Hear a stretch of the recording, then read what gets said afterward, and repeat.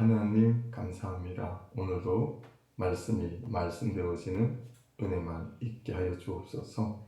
우리를 불쌍히 여겨주시고 우리를 긍휼히 여겨주시고 말씀을 전하고 찬양하고 기도하는 가운데 주의 성령께서 우리를 찾아와 주시고 만져주시고 만나 주옵소서.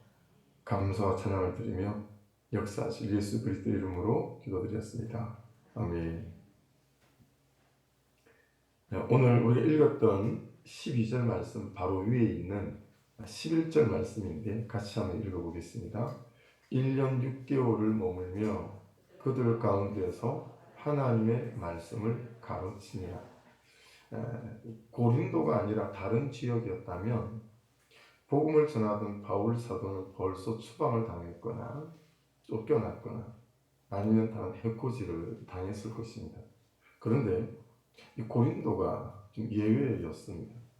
그렇게 유대인들이 바울을 죽이려고 애를 쓰고 방법을 찾는데도 1년 6개월 동안 고린도에서 복음을 전하는 바울을 막아낼 수가 없었습니다.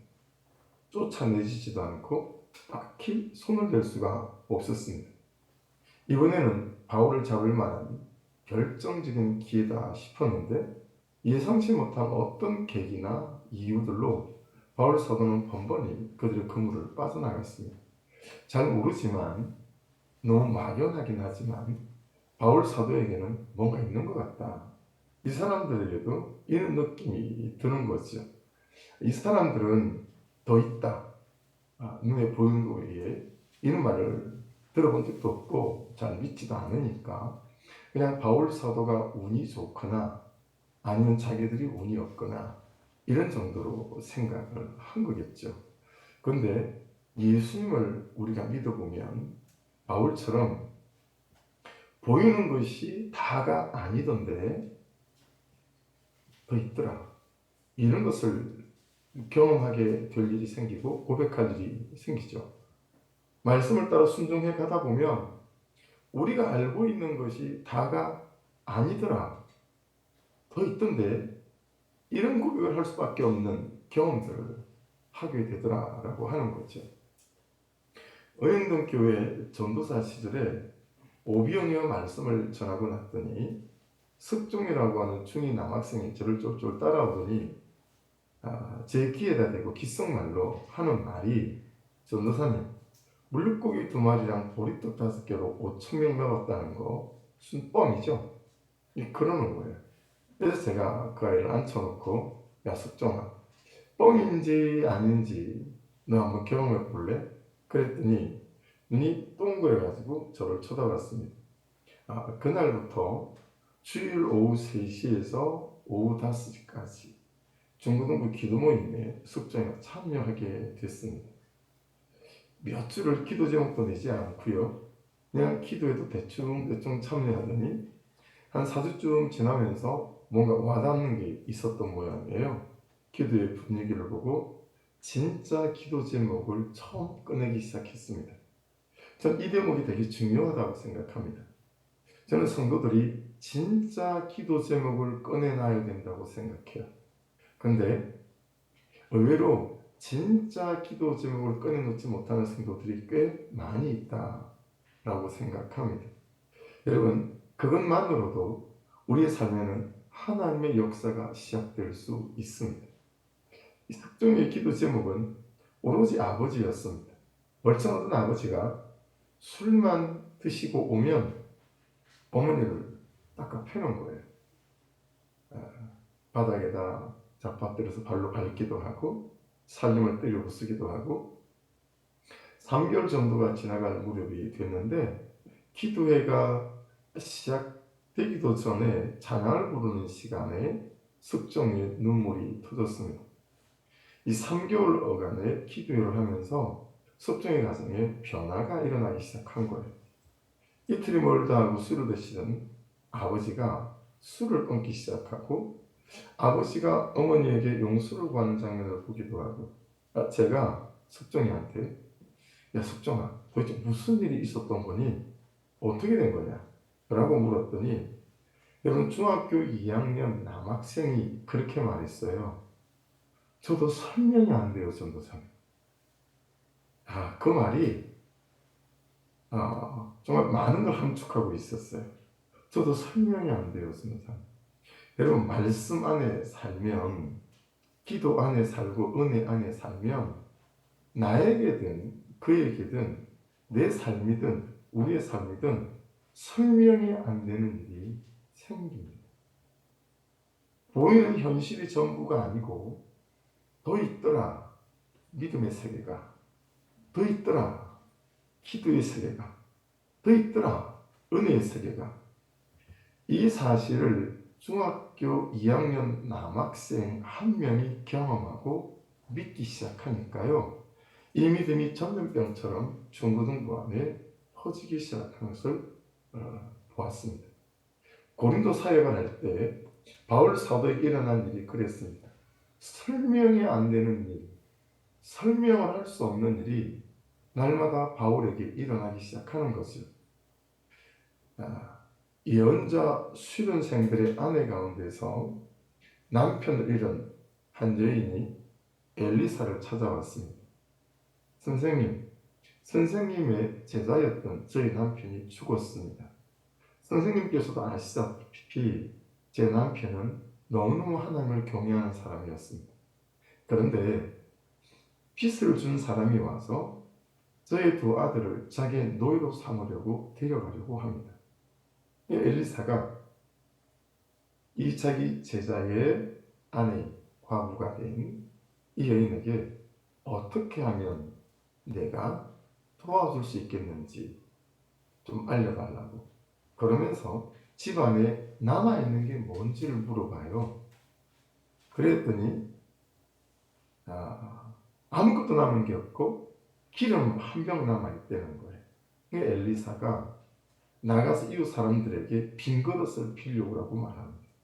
되도록 많이 빌려와서 두 아들만 데리고 집으로 들어가서 문을 닫고 그 그릇마다 기름을 부어서 채우라라고 말합니다. 이 여인은 엘리사 곁을 떠나서 두 아들과 함께 집으로 돌아가서 아들들이 빌려온 그릇에 기름을 붓기 시작합니다.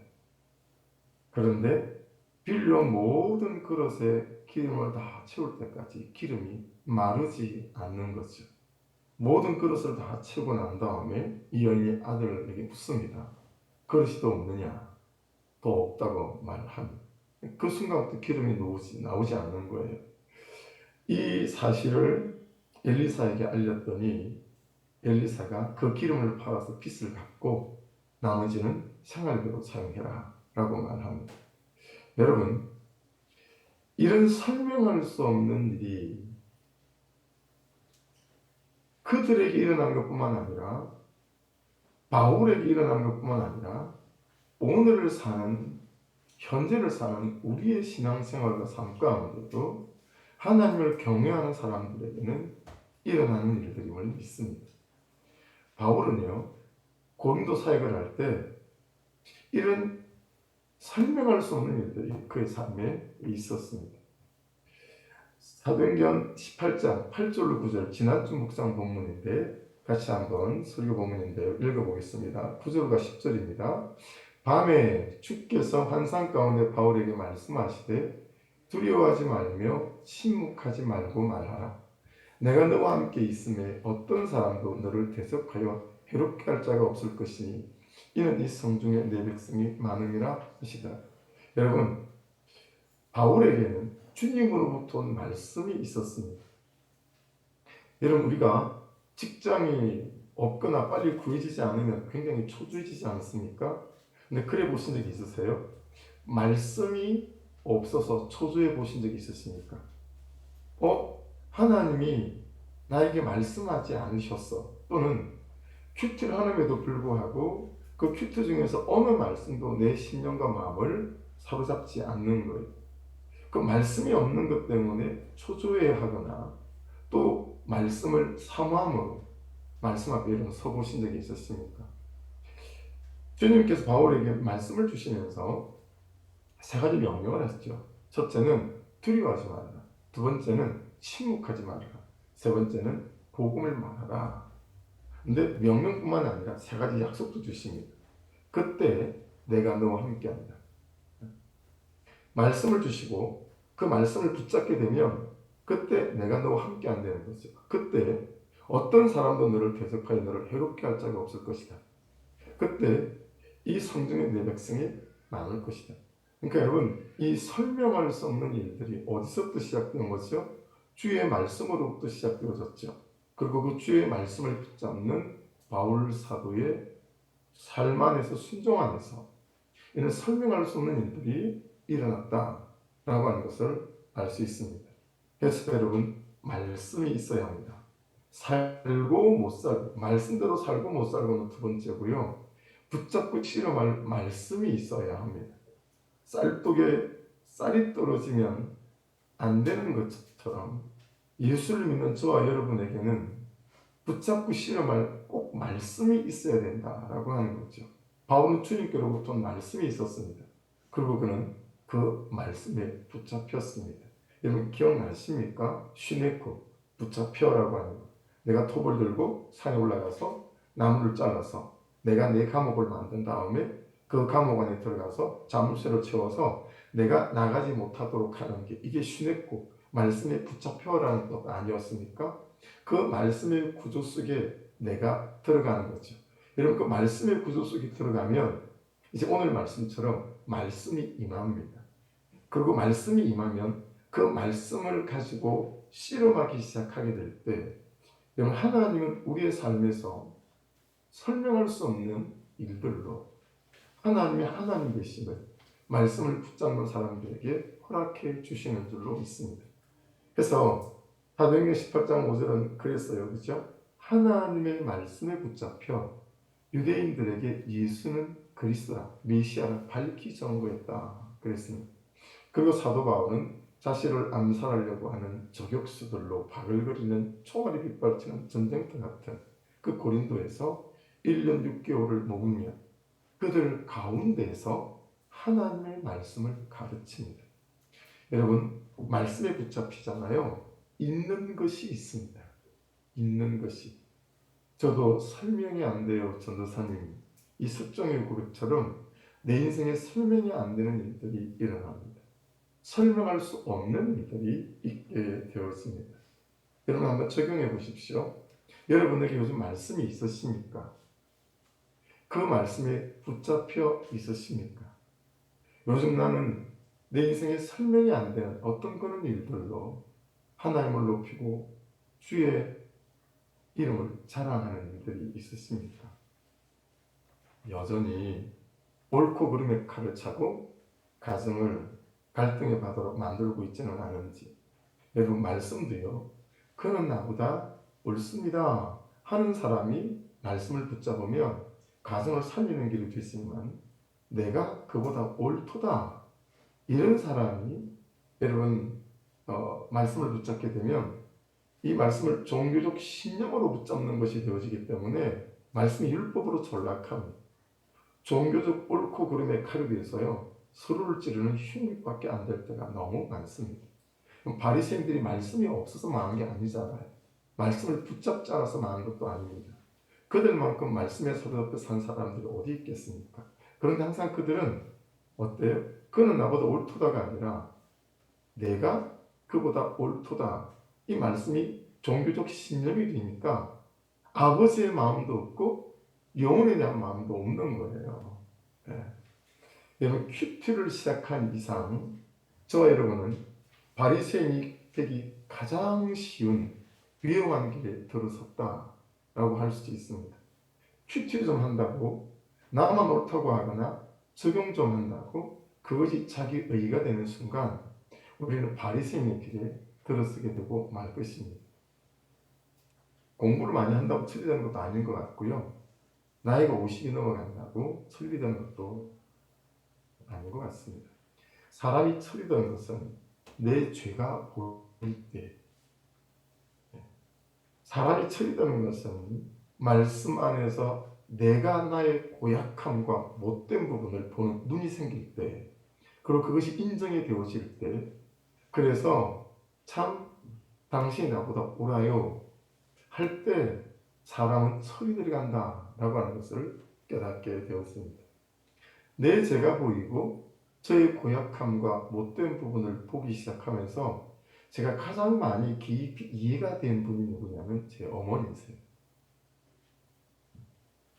꼭두 새벽 2시, 3시에 일어나서 이제 5일장 장사를 나가시면서 겨우 초등학교 4학년, 5학년인 저에게 메모지를 써주시는 것도 아니고요. 야, 간장 꼭 학교 가기 전에 열었다가 학교 갔다 오면 닫아라.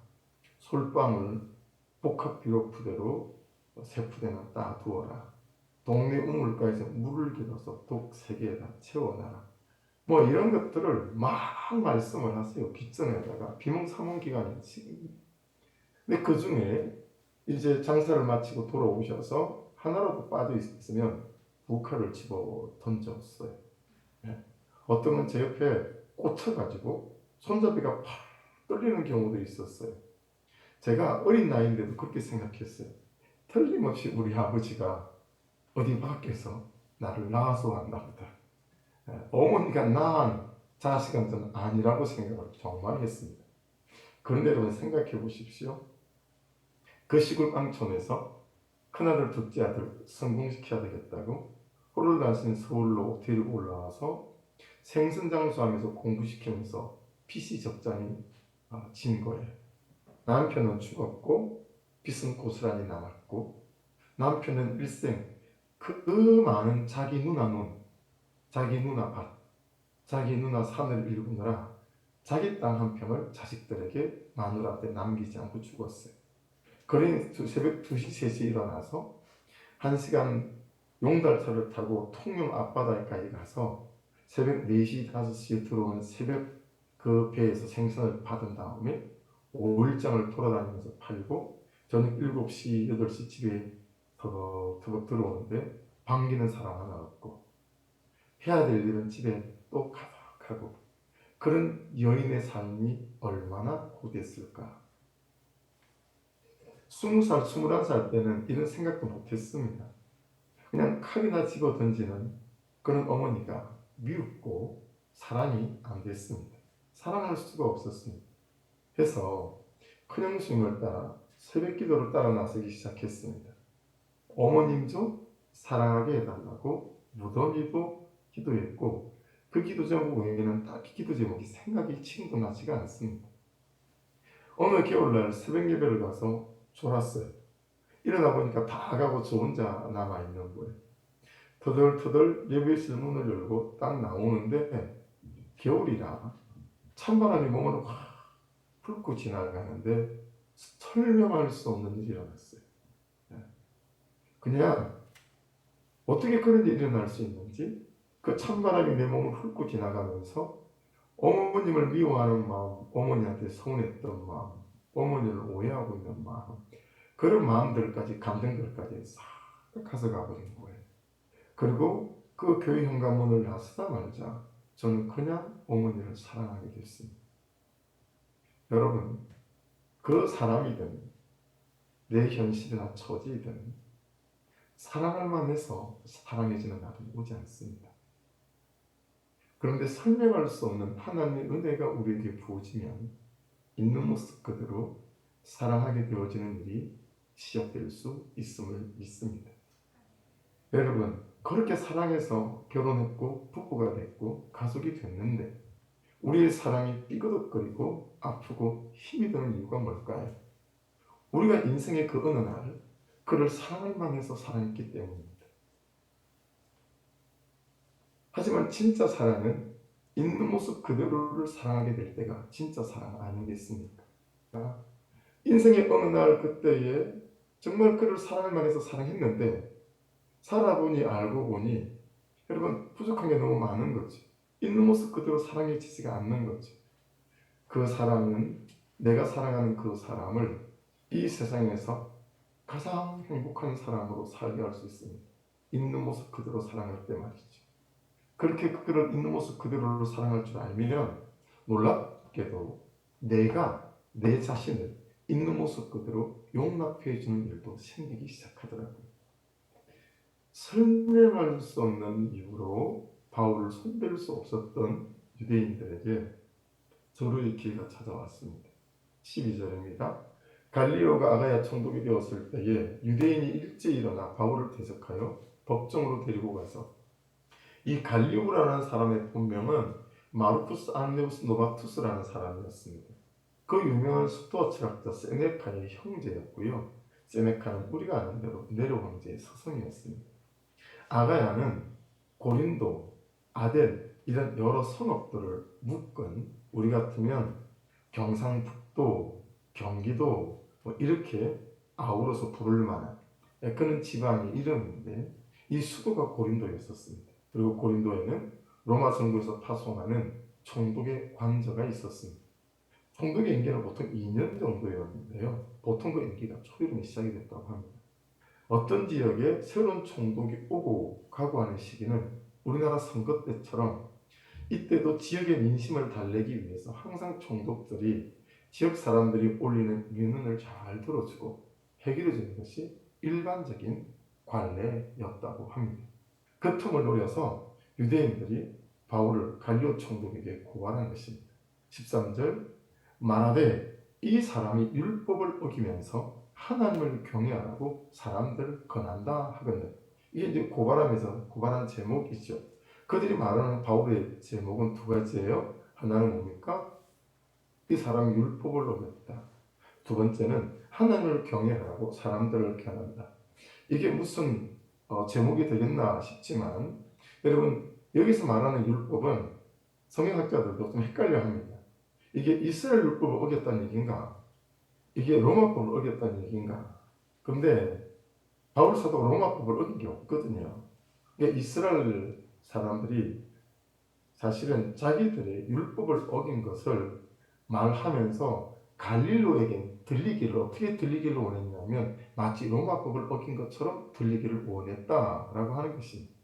그러면서 바울 사도가 하나님을 경외하라고 사람들을 권했다는 거예요. 여러분, 보이지 않는 하나님의 손도 항상 있지만 말씀대로 살아보시면 아시죠? 믿음대로 살아보시면 아시죠?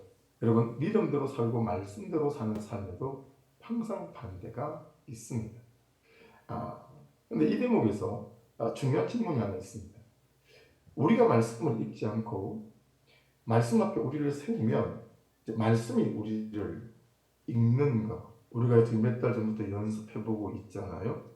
여러분, 말씀 앞에 세우고 말씀이 나를 읽어내리시도록 해보니까 말씀이 내게 말씀하시는 몇 가지 음성이 있어요. 오늘 말씀 앞에서도 들리는 말씀의 음성은 뭐냐면, 요즘 너는 이런저런 반대들이 너를 고발할 만한가 하는 음성입니다. 말이 좀 어렵지. 무슨 얘기냐면, 반대들이 이런저런 고난과 시험으로 나를 가만둘 수 없을 만큼 사랑할 수 없는 사람을 나는 사랑하는가? 거룩한가? 진실한가? 충성스러운가? 정직한가? 정말 바다가 되어져서 낮아지고 받아내고 있는가? 이런 거죠. 그래서 사람이 하는 반대도 있지만 사단이 하는 반대도 있죠. 이거 가만뒀다가는 이 다 깨어지기 직전에 있던 이 가정이 하나가 될 것 같은 거죠. 그런 직장이, 그런 공동체가 가만뒀다가는 이 큰일 날 것 같은 거예요. 왜냐하면 어느 한 사람이 그는 나보다 옳다고 너무 살아가니까, 어느 한 사람이 정말로 받아내면서 살아가니까. 그래서 여러분, 반대가 일어나는 거죠. 그 질문이에요. 그럼 다시 한번 질문 드려보겠습니다. 요즘 여러분은 이런저런 사단이 주는 반대들이 여러분을 고발할 만하십니까? 네. 그렇게 말씀 앞에 낮아지시고 받아내시고 그는 나보다 옳다 하면서 살아가십니까? 라는 거죠. 여러분, 반대들이 이대로 우리를 가만뒀다가는 이 가정의 이 도시가 거룩하고 따뜻하고 진심이고 정직할 것 같아서 고발하지 않고는 배겨낼 수가 없는 반대들에게 고발당하는 은혜가 있기를 주의 이름으로 축복합니다.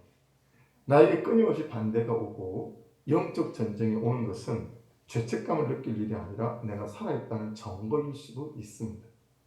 이런 고발을 받은 가이오 총독은 그냥 딱 선을 긋습니다. 14절, 15절입니다. 바울이 입을 열고자 할 때에 갈리오가 유대인들에게 이르되 너희 유대인들아 만일 이것이 무슨 부정한 일이나 불량한 행동이었으면 내가 너희 말을 들어주는 것이 옳거니와 15절 만일 문제가 언어와 명칭과 너희 법에 관한 것이면 너희가 스스로 처리하라. 나는 이러한 일에 재판장 되기를 원하지 아니하노라 하고 여러분 가룟 총독이 이야기하는 요점은 분명합니다. 너희들이 바울을 고발하는 문제의 내용이 바울이 심각한 범법 행위를 했다면 로마법에 비춰볼 때 내가 너희들의 고발과 고소를 경청하겠으나 그렇지 않으면 너희들이 제기한 이 고소에는 내가 참여할 수 없다라는 거예요. 그러면서 만일 너희들이 제기한 이 고소가 언어와 명칭과 너희 법에 관한 것이라면 너희가 스스로 처리해라. 그러면서 법정에서 쫓아내버리는 거예요. 여기서 언어는 성경 해석의 문제를 말하고요. 명칭은 예수 및 정체성에 관한 문제를 말하는 겁니다. 법은 토라, 곧 모세오경의 해석과 관련된 논쟁을 말하는 것입니다. 여러분, 우리가 볼 때는 이 가룟 이 총독의 갈리오 총독의 판결이 아무것도 아닌 것 같잖아요. 근데 바울 사도의 선교 사역에는 지대한 영향을 미치는 판결이었습니다. 좋은 쪽으로 말해요.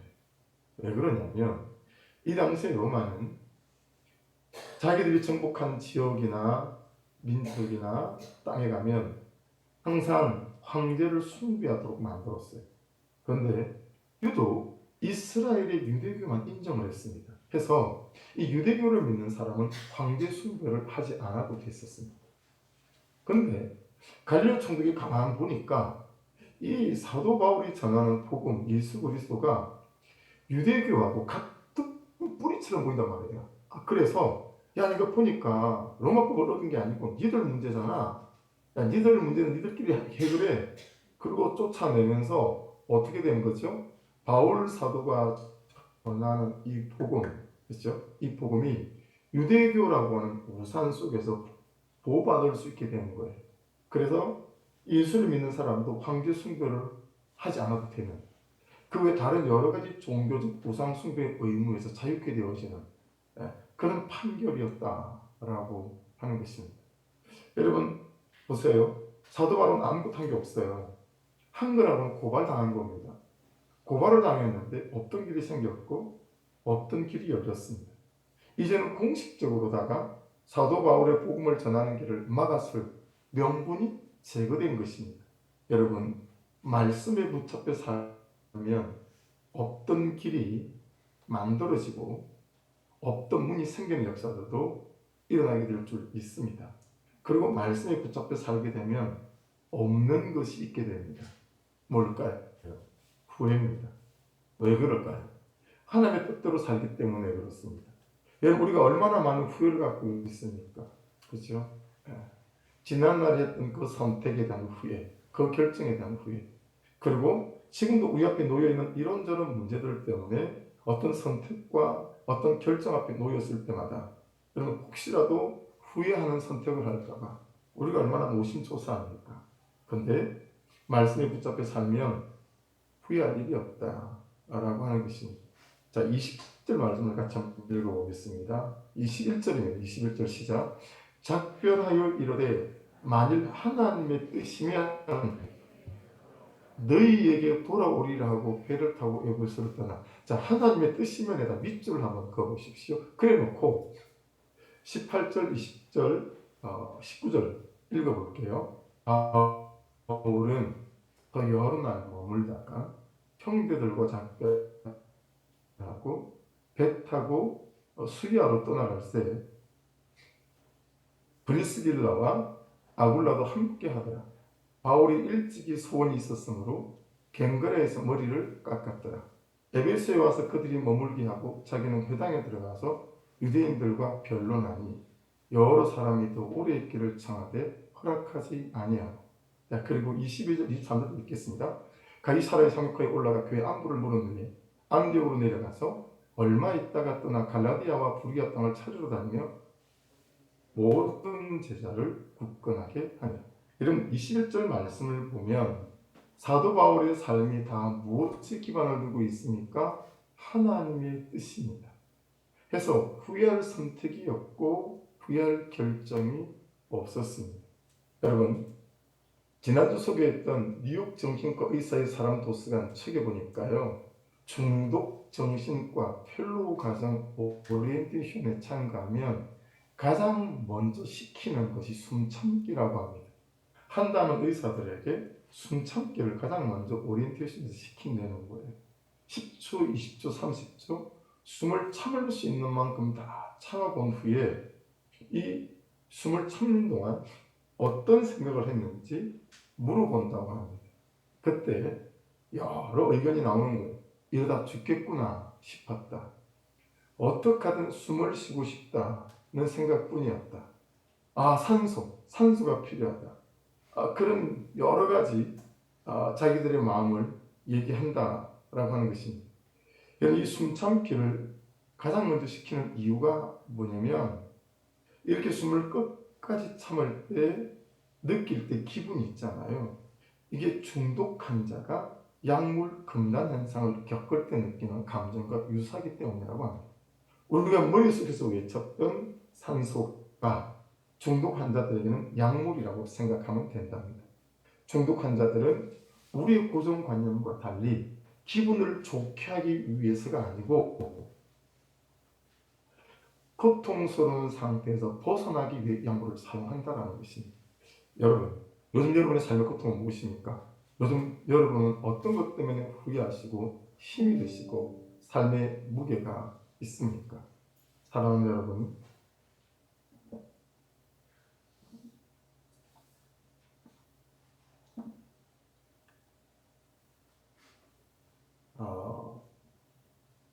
그의 죄를 보지 말고 나의 죄를 보는 게 너무 중요합니다. 가장 힘든 원수의 실체는 그가 아니라 나 자신이다 라고 하는 거죠.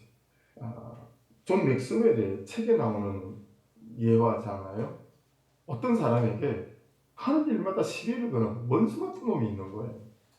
뭔가 해보려고 하면 딱 나타나서 어김없이 자신의 발목을 딱 잡고 속을 뒤집어 놓는 거예요. 막 이놈 때문에 견딜 수가 없는 거죠. 어느 날 이 원수 같은 놈이 큰 번거지를 뒤집어 쓰고 홀로 길을 걷고 있더랍니다. 참스가 저 원수 같은 놈은 오늘 끝장을 낼 기회다. 이때다 싶어서 완벽히 끝내려고요. 어색한 골목을 돌아서는 순간 번거지를 확 벗기고요. 돌을 들어서 그놈을 내려치려는 순간 그 원수 같은 놈이 바로 자기 자신이 되는 거죠. 네. 여러분, 우리는 항상 누구에게인가 화살을 돌리잖아요. 근데 대단한 오해.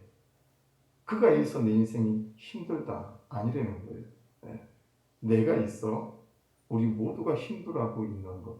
이걸 모른다라고 하는 것입니다. 그래서 우리는 참는다라고 말하는데 아니죠. 오히려 내 주변에 있는 사람이 나를 잘 견디어주고 참아내고 있는지 모를 일입니다. 그렇죠? 환경이 어려워서 현실이 어려워서가 아니라 똑같은 환경에서도 하나님의 격려를 받지 못하는 것이 우리의 환난입니다. 예. 이게 가장 큰 환난입니다. 거룩한 사람은 완전 무결한 사람이 아니거든요. 여러분 분명히 말씀드립니다. 거룩한 사람은 자기 죄를 잘 내놓는 사람입니다. 여러분 자기 죄를 잘 보는 사람하고 같이 있어 보십시오.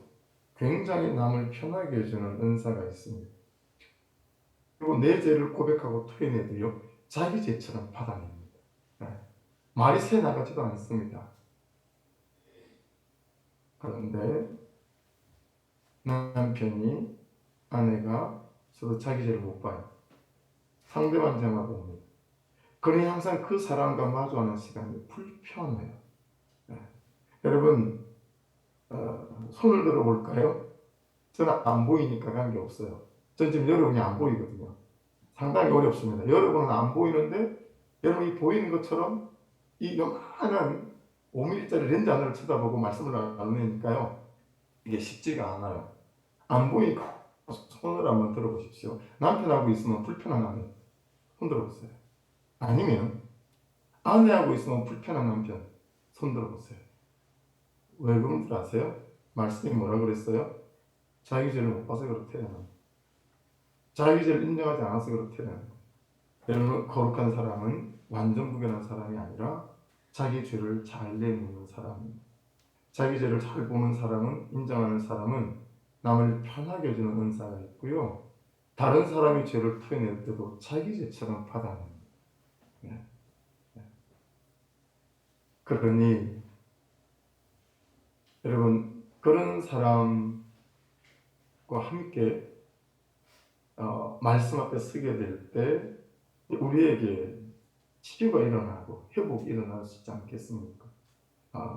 너무 빨리 부자가 안 되는 것 때문에, 너무 빨리 괜찮은 사람이 되지 않는 것 때문에 어려워하거나 힘들어하지 마십시오.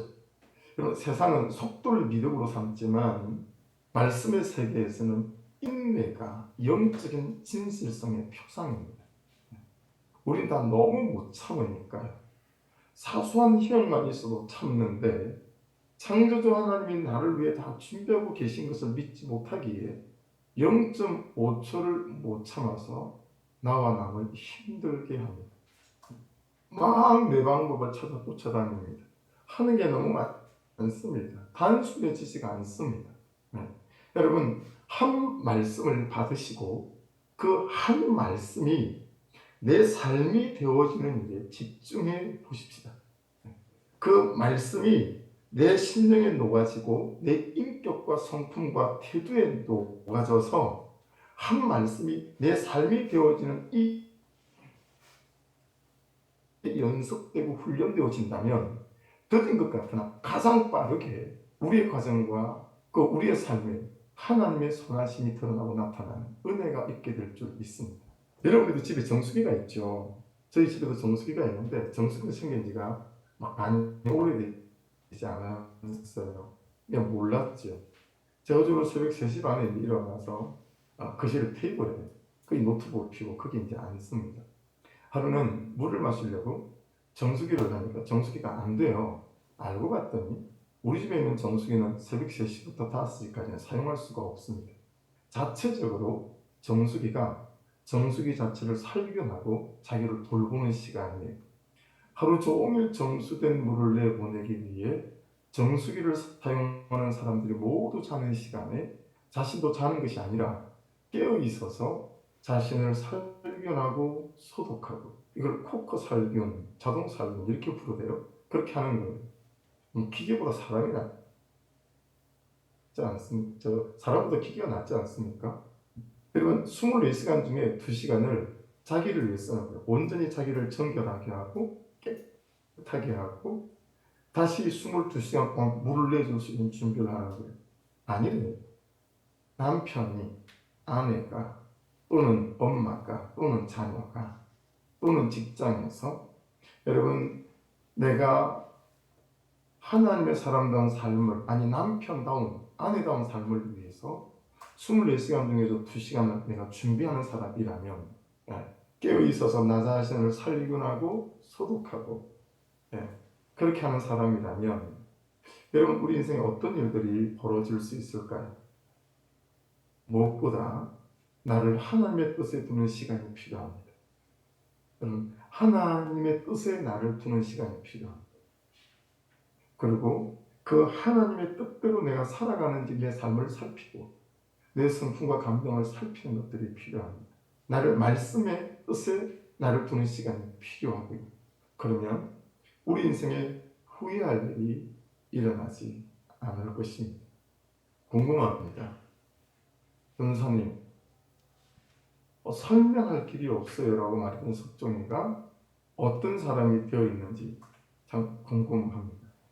여러분, 여러분에게도 이 시간 이후로 하나님의 뜻 안에, 말씀의 뜻 안에, 말씀의 구조 속에 가두시고 말씀을 받으시고 그 받은 말씀 하나를 내 인격 속에 심어가고 내 삶 속에 심어 가시면서 설명할 수 없는 일들이 여러분의 가정과 인생 속에 날마다 일어날 수 있기를 주의 이름으로 축복합니다. 또한 후회할 수 없는 그런 선택과 결정으로 나를 하나님의 뜻 안에 두는 저는 저와 여러분 될 수 있기를 주의 이름으로 축복합니다. 기도하겠습니다. 말씀 붙잡고 시간 한 목소리로 기도하실 때 방금 드린 그 말씀 그대로 하나님, 내가 정말 말씀에 붙잡히는 사람이 되게 도와주시고 말씀이 있는 사람이 되게 도와주시고 그 말씀의 뜻 안에 나를 두는 인생에 되게 도와주셔서 있는 것은 설명할 수 없는 일이 있게 도와주시고 없는 것은 후회할 일이 없는 인생으로 세워져가는 은혜가 있게 하여 주시옵소서. 우리 주여 한번 부르고 같이 기도드리겠습니다. 주여!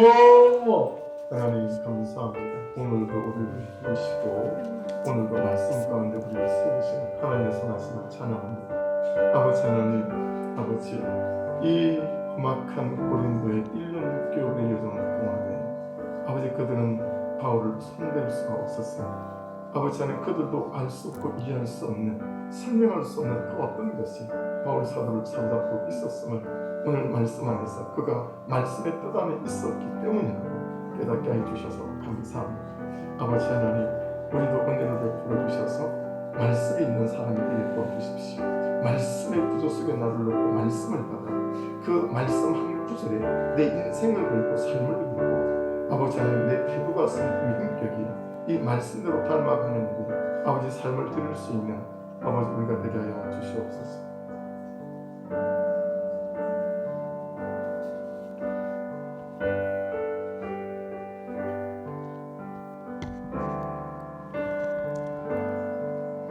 우리가 살고 있는 이 세상은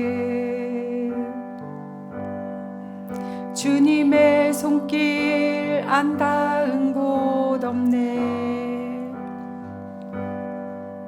주님의 말씀을 갈망하는 우리에게 하늘의 비밀 알려주시네. 어두움 가운데 있던 이 세상에 빛으로 오신 하나님의 아들, 그의 말씀을 믿는 모든 이들에게 하늘의 빛을 비춰주시네. 하나님 말씀으로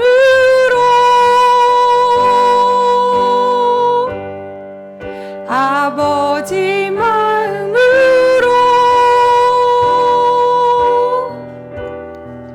나 달려갑니다.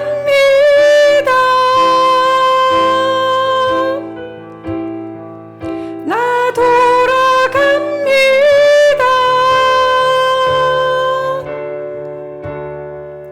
말씀이 육신 되어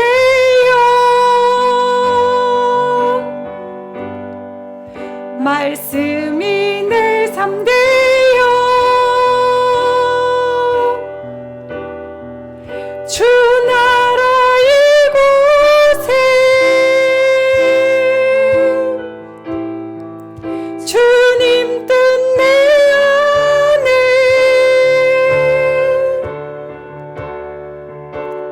이루소서.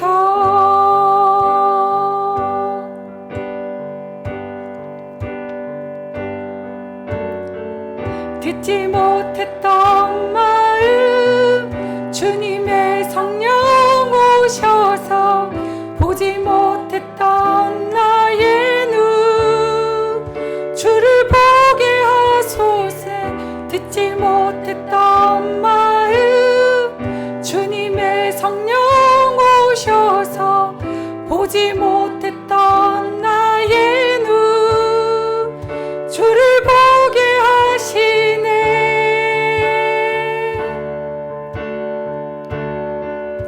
하나님 말씀으로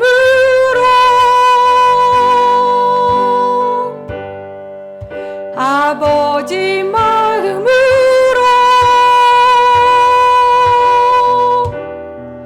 나 달려갑니다.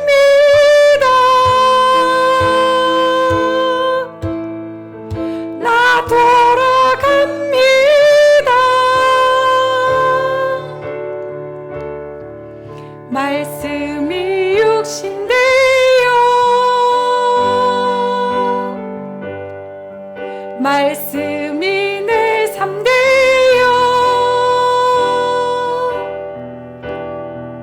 주 나라 이곳에 주님 뜻 내 안에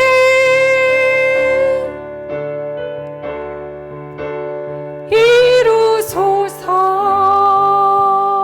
이루소서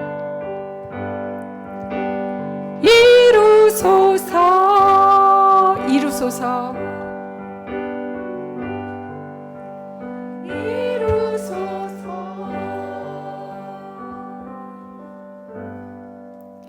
목사님 헌금 기도해 주시고 축도하심으로 예배를 마치도록 하겠습니다.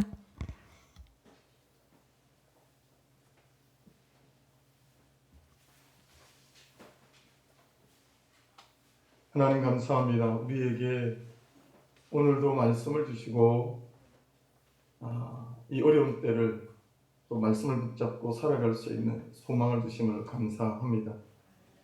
하나님 바라고 원합니다. 우리 성도들의 모든 가정과 신령과 그들의 직장과 또 기업과 삶 안에도 설명할 수 없는 그 하나님의 은혜의 역사들이 날마다 일어날 수 있기를 간절히 간구합니다. 하나님, 설명할 수 없지만 하나님이 하신 일을 인정할 수밖에 없는 그 놀라운 일들이 심령 속에도, 마음을 바꾸시는 그 심령 속에도, 우리의 태도를 바꾸는 그 모든 일에도, 가정의 이런저런 염려와 문제와 곤고함 위에도 함께하여 주셔서 질병의 문제 속에, 재정의 문제 속에, 깨어진 모든 관계의 문제 속에도 설명할 수 없는 하나님의 손이 역사해 주셔서 회복되고 해결받으며 나음을 입는 우리 성도들의 삶과 또 가정과 심령이 되게 하여 주옵소서. 간절한 중심으로 드린 예물을 기억해 주시고 하나님 은혜를 베풀어 주십시오. 우리를 불쌍히 여기시고 긍휼히 여겨 주셔서 꾸지 않고 흘리지 않고 아버지 흘려보낼 수 있는 그런 하나님의 사람들이 되고 가정의 꽃간들이 될 수 있도록 역사해 주시옵소서. 각양의 제목으로 드린 그 간절한 기도의 제목과 예물들을 기억하시고 하나님 그 제목을 따라 하나님께서 선하시고 놀라우신 은혜로 응답하여 주시옵소서.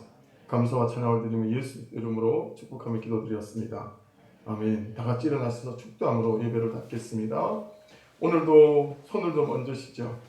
하나님, 내 인생 속에, 우리 가정 속에 설명할 수 없는 하나님의 일들이 일어날 수 있도록 아버지 말씀을 따라 사는 일, 하나님의 뜻 안에 나를 두는 우리 가정이 되고 아버지 하나님 내 인생 되게 하여 주시옵소서.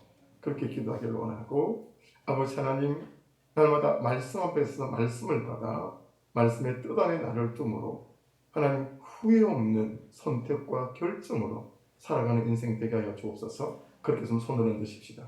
아버지 하나님, 우리가 손을 얹었습니다. 말씀을 주십시오. 한 줄의 말씀을 붙잡고 실험하며 그 말씀이 내 성품이 되고 인격이 되고 내 태도가 되고 내 삶이 되어져 설명할 수 없는 하나님의 역사들을 경험해가는 우리 사랑하는 성도들의 모든 인생과 가정과 직장 생활 되도록 역사하여 주시옵소서. 지금은 죽기까지 우리를 사랑하시는 예수 그리스도의 크신 은혜와 아버지 하나님의 사랑하심과 성령님의 동행동 함께하심의 은총이 오늘 예배하며 다시 삶의 현장으로 돌아가는 사랑하는 모든 성도들 머리 위에 이제부터 영원토록 함께 계실지어다. 아멘. 할렐루야.